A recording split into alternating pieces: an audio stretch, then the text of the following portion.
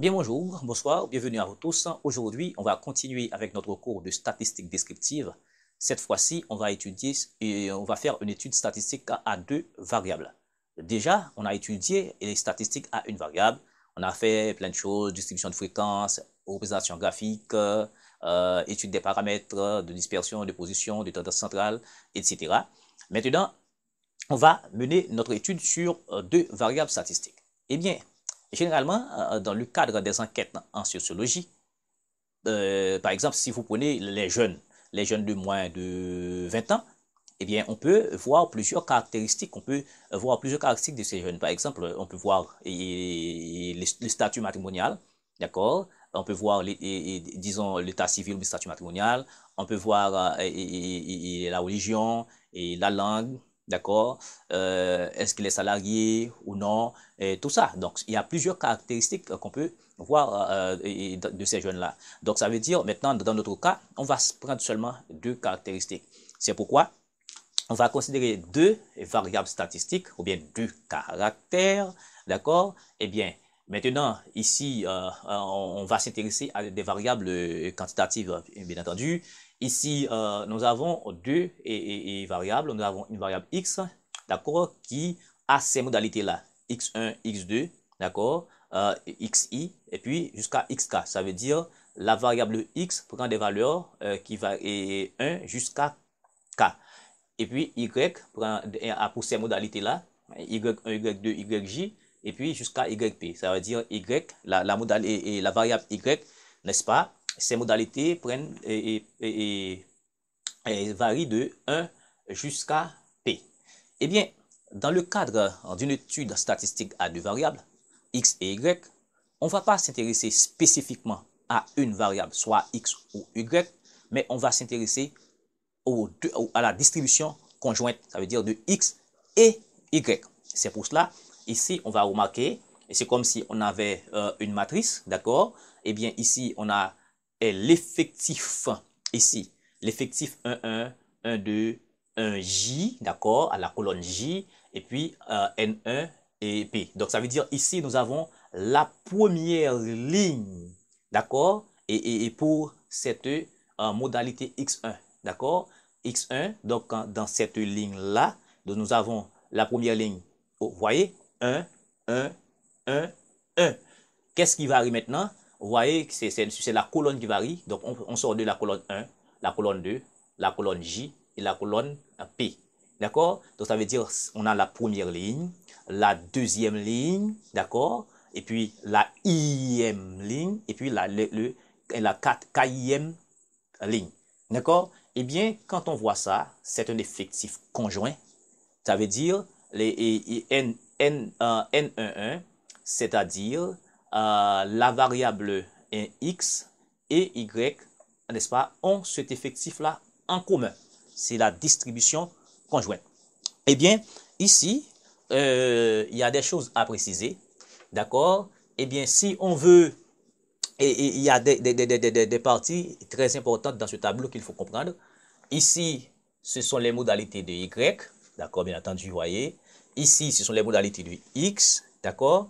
Eh bien, à remarquer, nous avons deux totaux, d'accord. Nous avons une colonne et nous avons une ligne, d'accord. Eh bien, qu'est-ce que vous remarquez? Si nous voulons la somme des éléments sur la première ligne, qu'est-ce qu'on va faire? Eh bien, la première ligne, ici, on va faire tout ça, ok? C'est la première ligne, ici, N1 point, n'est-ce pas? C'est la somme de tous les éléments de la première ligne. Tout comme si on a voulu la somme des éléments de la première colonne, on va faire tout ça. Eh bien, ici, on appelle ça, ici, des effectifs marginaux. D'accord? Des effectifs marginaux suivant x. Ça veut dire, ici, on additionne tout ça, ça donne une valeur, un effectif pour x. D'accord? Et pour x, on fait la somme de tout ça, n de points, etc. Donc, tout ceci, cette colonne, la colonne totaux, la colonne totale, d'accord? Là où est la colonne des totaux, ici, s'appelle effectifs marginaux selon x. Et tandis que quand on prend la ligne totale, d'accord, la ligne totale, ça représente les effectifs marginaux suivant Y, bien entendu. Vous êtes d'accord avec moi? D'accord? Ça, c'est une valeur de Y. Y1, ici, cette valeur de Y, on prend ça, etc. Quand on fait tout ça, on obtient N, d'accord? N.1, d'accord? Et quand on fait cette somme-là, quand on fait N1 point, N2 point et NI point jusqu'à N.K, et quand on fait N.1, N.2, etc., N.J, N.K, donc ça doit donner N. Donc, cette somme doit donner N. Cette somme-là doit donner N. Donc, grand N, si on considère toute la population, n'est-ce pas? N, c'est si on considère l'échantillon. Donc, ici, il est très important de remarquer.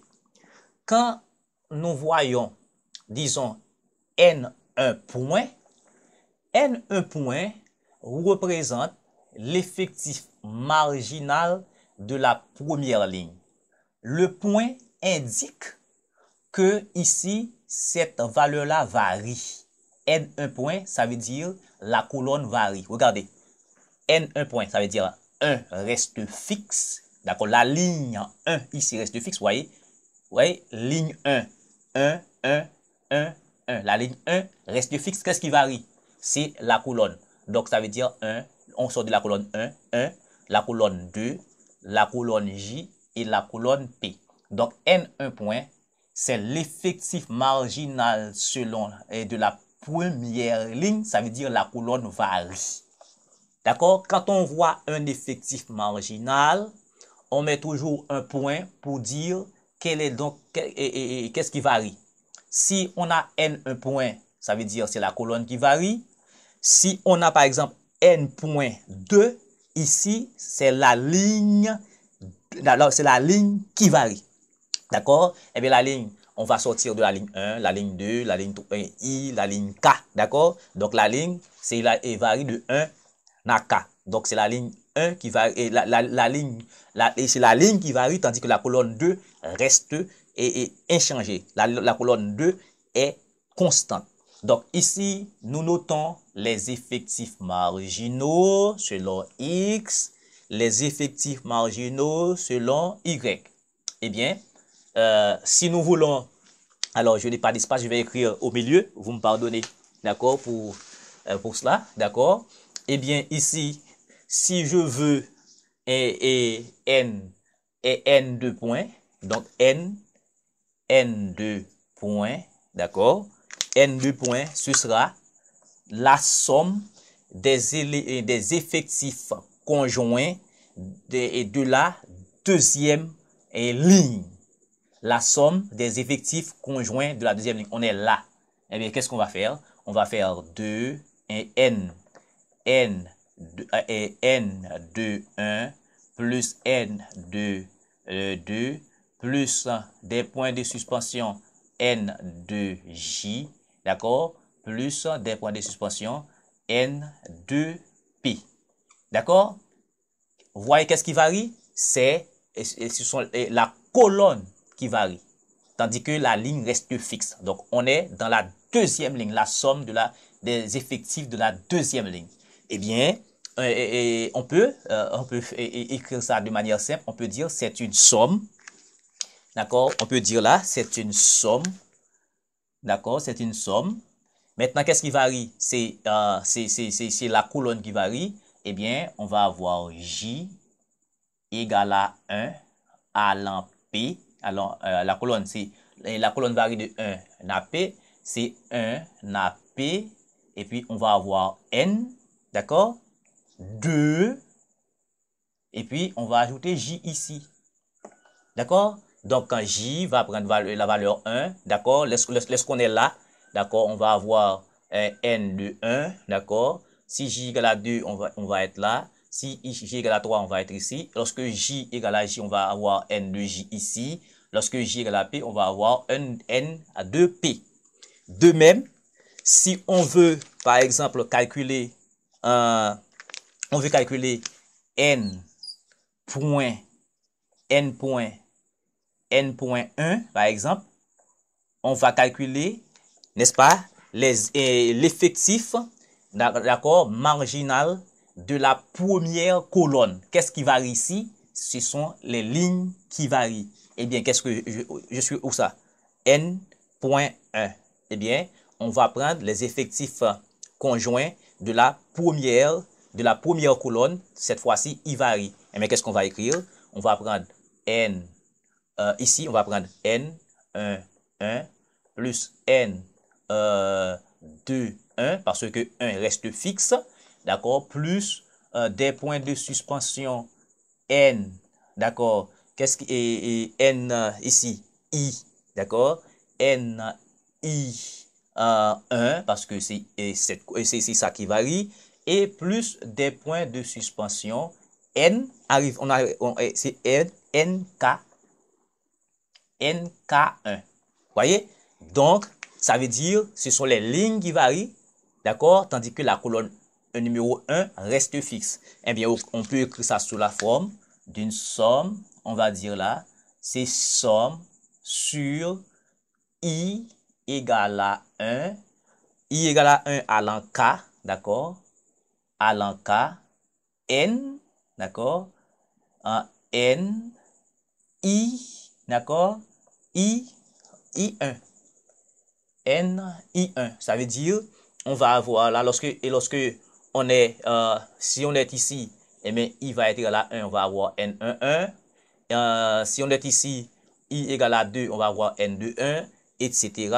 Lorsque I égale à K, on va avoir NK1. D'accord? Donc, c'est extrêmement important. Donc, nous rappelons, ici, nous avons les modalités selon Y, d'accord? Les modalités selon X, d'accord? Et ici, nous avons des distributions conjointes de X et Y, d'accord? Et puis ici, quand on voit N1 point, donc on s'intéresse à la somme, n'est-ce pas, des éléments de la première ligne. Ça veut dire, et la colonne Y varie, d'accord? La colonne J varie, tandis que la première ligne reste fixe. Et on peut faire ça ici également. Quand on voit N.2, ça veut dire la deuxième colonne reste fixe, tandis que la ligne varie. D'accord? Extrêmement important. Et je vous dis que quand vous faites la somme des totaux des éléments, des effectifs marginaux selon X, ça doit être égal à la somme des effectifs marginaux selon Y. Et tout ceci, ça doit donner N, la population, ou bien l'échantillon. Ok, on continue. Et maintenant, on va faire un exercice d'application sur l'étude statistique de deux variables. D'accord? Maintenant, ici, nous avons une distribution selon le type et le coût de 75 réparations effectuées dans un garage. D'accord? Eh bien, ici, dans ce garage-là, d'accord, le type de réparation est corrélé par rapport au coût. Eh bien, ici, nous représentons la variable X pour le coût. D'accord, nous avons des coûts entre 0 et 200, 200, 400, 400, 600, 600 000. Et que pour le type de réparation, nous avons châssis, moteur, transmission, électricité et accessoires. Eh bien, ici, nous avons la colonne châssis, d'accord? La colonne châssis, la colonne moteur, la colonne transmission, électricité, accessoires. Ça veut dire, ici, si on pouvait représenter ça, on peut dire ici, on a N11, d'accord? On peut dire ça, N12, N13, N1, voilà, 1, 2, 3, 4, 5. Donc, ça, c'est N15, etc. Eh bien, si ça, c'est N1, N11, eh bien, ici, ça va faire N21. D'accord? On est dans la première colonne, deuxième ligne, etc. comme pour une matrice. D'accord? Et finalement, ici, nous aurons NPK. Bon, voilà. Eh bien, voilà. Et ici, ça représente les effectifs marginaux selon X. D'accord? Ça veut dire, par exemple, pour X, nous avons 2, 12, 1, 6, 8. Quand on fait cette somme-là, d'accord, pour la première ligne, ça fait 29. D'accord? De même pour ça, ça fait 20, etc. D'accord? Et cette somme-là donne 75. Ici, 14, 25, 10, 13, 13 représentent les effectifs marginaux selon Y. Ça veut dire on a 2, 3, 4, 5, 14, etc., etc. Ça doit donner exactement 75. Donc, il faut prendre beaucoup de précaution avec cela. Donc, ça veut dire, il faut être clair, quand on est à 2 ici, 2 représente, d'accord, X et Y. Ça veut dire, nous avons deux châssis, d'accord, nous avons deux châssis qui coûtent 0 et 200. Ici, par exemple, nous avons 3 transmissions et dont le coût de réparation se trouve entre 200 et 400. Ici, nous avons un accessoire, d'accord, un accessoire, peut-être, je ne sais pas, qu'est-ce qu'on fait, est-ce que c'est la réparation d'une lumière, je ne sais pas, qu'est-ce que c'est, d'accord. Ici, nous avons un accessoire qui a un coût entre 600 et 1000, d'accord. Et ici, il faut être clair, nous avons la variable Y, ici, nous avons la variable X, ici, tout ceci représente les modalités selon X, de X, et tout ceci représente les modalités de Y. Et nous avons dit tout ceci représente les effectifs marginaux, d'accord, selon X. Et ici, ça représente les effectifs marginaux selon Y.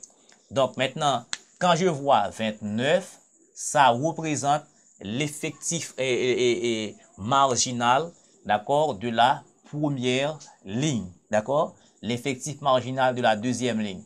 Ici, ça représente l'effectif marginal de la première colonne, l'effectif marginal de la deuxième colonne, etc. L'effectif marginal de la cinquième colonne. D'accord? C'est extrêmement important. Et on a dit également, quand on voit n.j, ça veut dire la colonne J reste constante, ne varie pas, tandis que la ligne varie.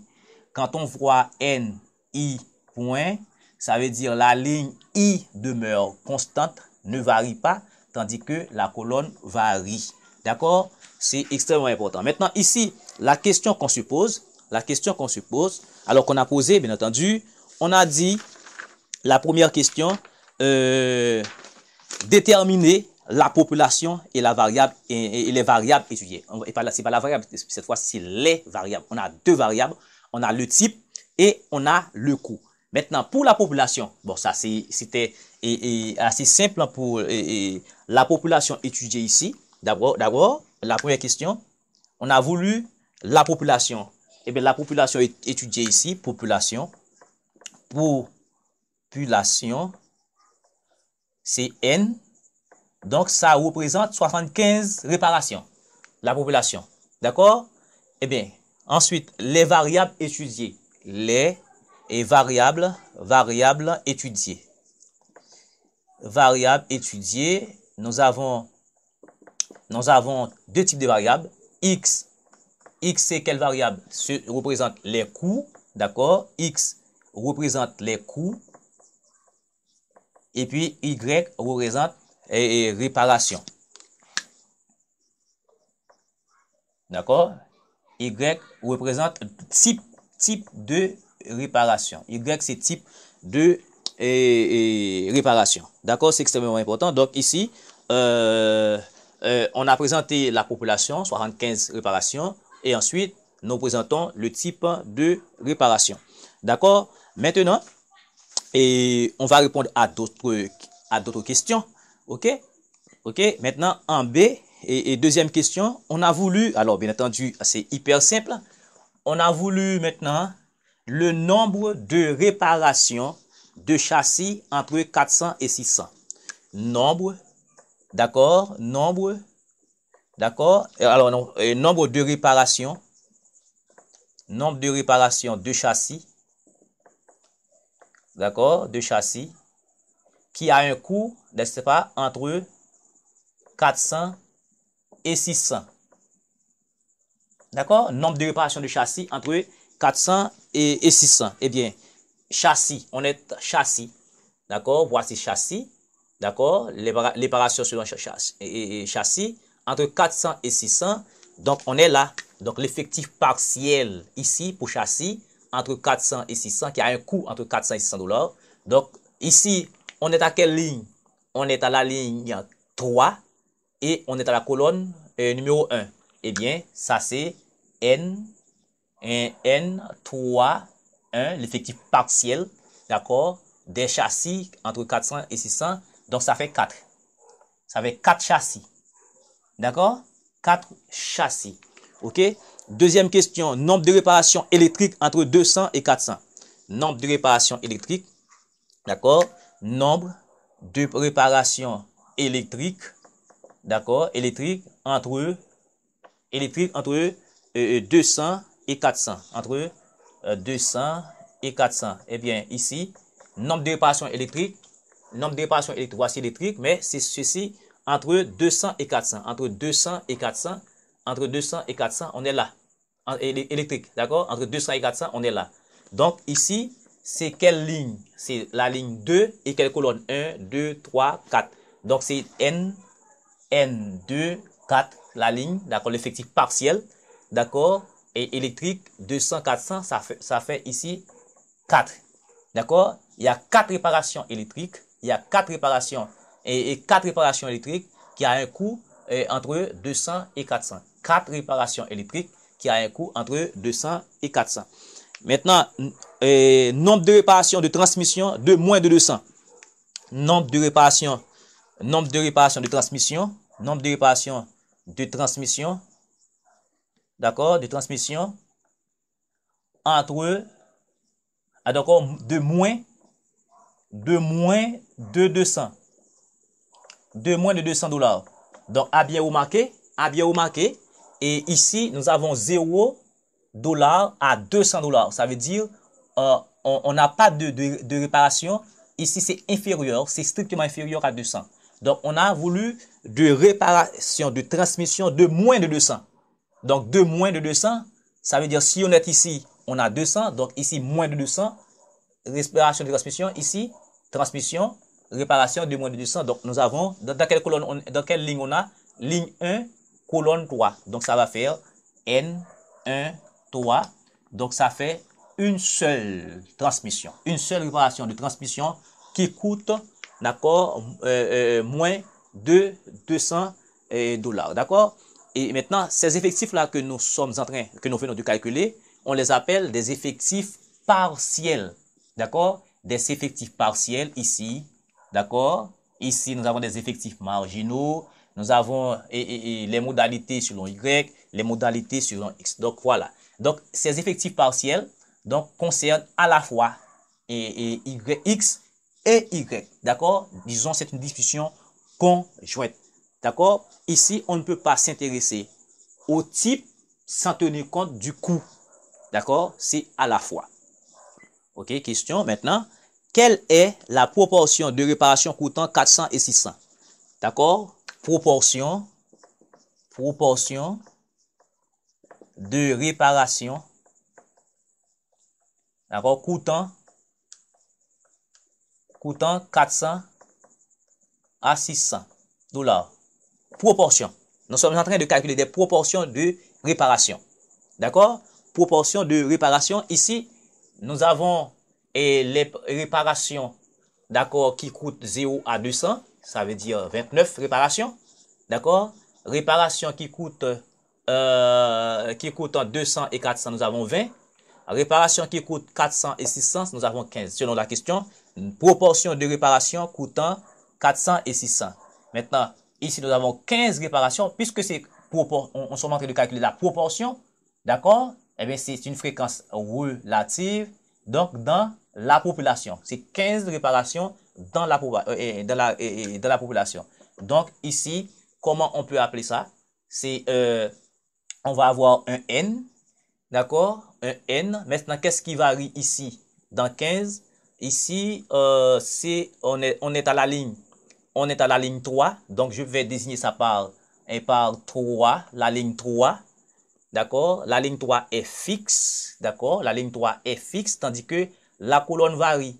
On a combien de colonnes maintenant? Et on a combien de colonnes? Je ne sais pas. Bon, je vais désigner ça par un J. Bon, OK.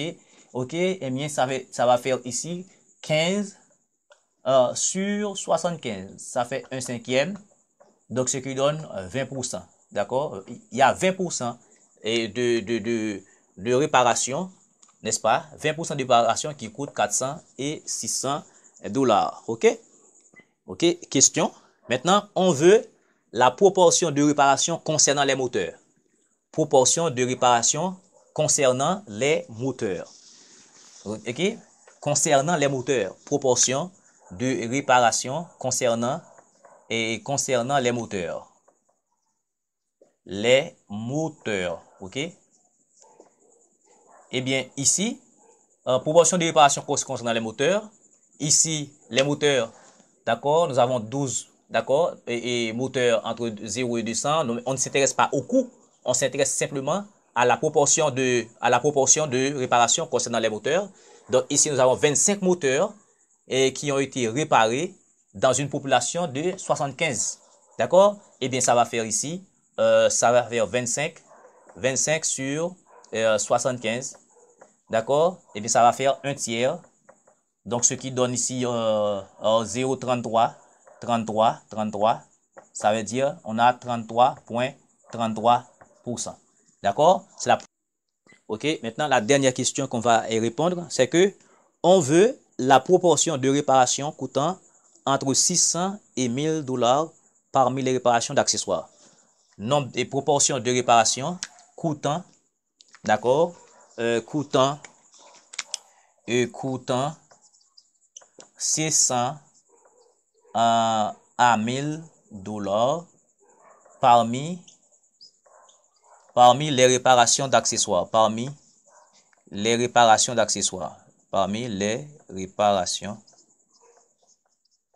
d'accessoires. Donc ici, il s'agit d'une fréquence conditionnelle. D'abord, on veut et proportion de réparation coûtant 600 et 1000 dollars. Donc 600 000 dollars, on est dans cette ligne, mais on veut s'intéresser aux réparations d'accessoires. Donc réparation d'accessoires, c'est ici. D'accord? Voilà. Donc nous avons une réparation d'accessoires, d'accord, qui coûte 600 et 1000 parmi les 13 réparations d'accessoires. Voilà. Eh bien, ça va faire ici automatiquement 1 sur 13. 1 sur 13, ce calcul fait quoi? 1 sur 13, ça fait 1 divisé par 13, ça fait 7,69%. Donc, ça fait 7,69%. D'accord? Voilà donc la proportion. Donc, je viens de faire cet exercice tout simplement pour appliquer, disons, ce que nous avons fait sur la théorie portant sur l'étude statistique de deux variables. D'accord? Et merci beaucoup de suivre.